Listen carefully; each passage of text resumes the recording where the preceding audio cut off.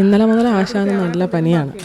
പനിയല്ലേ, എന്നാൽ സ്കൂളിലൊന്നും പോകണ്ട, വീട്ടിലിരിക്കാം എന്ന് പറഞ്ഞു. വീട്ടിലിരുന്ന് കഴിഞ്ഞപ്പോഴത്തേക്ക് അടങ്ങിയിരിക്കുന്ന ഒരു ലക്ഷണവും കാണുന്നില്ല. പനിയുടെ മരുന്ന് കൊടുക്കുന്നതിന് മുമ്പ് വരെ പനിച്ച് കിടന്ന ആൾ പനിയുടെ മരുന്ന് കൊടുത്തതിന് ശേഷം ഭയങ്കര ആക്റ്റീവാണ്.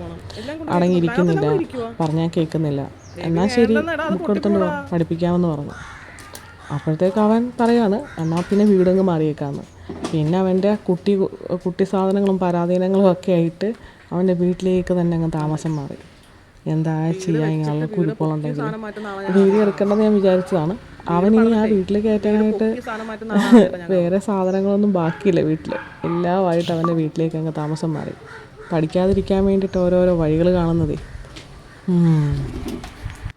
ഇപ്പോൾ പഠിക്കാനോ ഫുഡ് കഴിക്കാനൊക്കെ വിളിച്ചു കഴിഞ്ഞാൽ പനി കൂടി, വയ്യ, പിന്നെ വയറുവേദന, എന്തൊക്കെ കള്ളങ്ങളല്ലേ ഇവർ പറയുന്നത്. അവരുടെ കള്ളങ്ങളാണ് അവർ പറയുന്നത് നമുക്ക് മനസ്സിലാക്കാനുള്ള ബുദ്ധി പോലും അതുങ്ങൾക്ക് ഇല്ല. സത്യമാണ് പറയുന്നത്. കുഞ്ഞുങ്ങൾക്ക് മനസ്സിൽ കള്ളമില്ലാത്തതുകൊണ്ട് അവർക്ക് വയ്യാഴി വന്നു കഴിഞ്ഞാൽ അവർ വലിയവർ മാറി കിടക്കുന്നതൊക്കെ കിടക്കുവോ, അങ്ങനെ ഒന്നും ചെയ്യാറില്ല. പിന്നെ അവർ ഏറ്റവും കൂടുതൽ മടി കാണിക്കുന്നത് ഫുഡ് കഴിക്കാനും പഠിക്കാനും മാത്രമായിരിക്കും. അല്ലാണ്ട് അവരെ കൊണ്ടൊരു ബുദ്ധിമുട്ടുമില്ല. നല്ല പനിയാണ്. നല്ല പനിയെന്ന് വെച്ചാൽ നല്ല രീതിക്ക് പനിയുണ്ട്.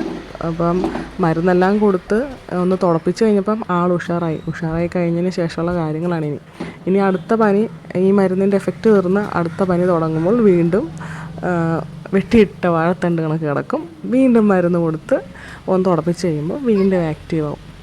കുഞ്ഞുങ്ങളുടെ മനസ്സിൽ കള്ളമില്ലാത്തത് കൊണ്ടാവാം അവർക്ക് അങ്ങനെയൊന്നും ഇരിക്കാൻ പറ്റാത്തത്. എല്ലാ കുഞ്ഞുങ്ങളെയും ദൈവം ആയുസ്സും ആരോഗ്യമൊക്കെ കൊടുത്ത് അനുഗ്രഹിക്കട്ടെ. കാരണം ഇവർ സ്കൂളിൽ പോകുന്ന സമയം, ഇവർ ഉറങ്ങുന്ന സമയമാണ് വീട്ടിലെന്തോരം സൈലൻ്റാണ്, അല്ലെങ്കിൽ വീട് എന്തോരം സൈലൻസിലാണെന്ന് നമ്മൾ അറിയുന്നത് അല്ലേ. കുഞ്ഞുങ്ങൾ സ്കൂളിൽ പോയിട്ട് തിരിച്ച് വീട്ടിൽ വരുന്നിടം വരെ വീട് നല്ല രീതിയിൽ സൈലൻ്റ് ആയിരിക്കും. പിന്നെ അവരങ്ങോട്ട് വന്നു കഴിഞ്ഞാൽ വീണ്ടും ബഹളവും കാറിച്ചയും കൂവിച്ചയും ഒക്കെ ആയിട്ട് അങ്ങനെയാണ്.